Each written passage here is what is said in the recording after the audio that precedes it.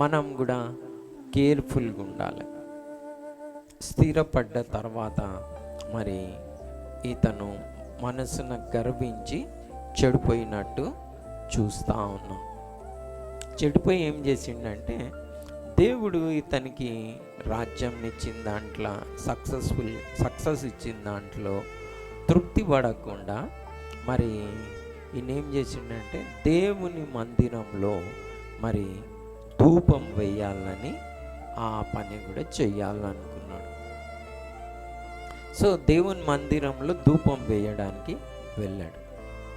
వెళ్ళి మరి అక్కడ ఉన్న యాజకులు, ఇది యాజకులు మాత్రమే వేయాలి, మరి వేరే వాళ్ళు ఇవ్వడానికి ధూపం వేయడానికి వీల్లేదు అని చెప్పినప్పుడు ఈయన మరి ఆ యాజకుల మీద రౌద్రుడైనట్టు చూస్తూ ఉన్నాం.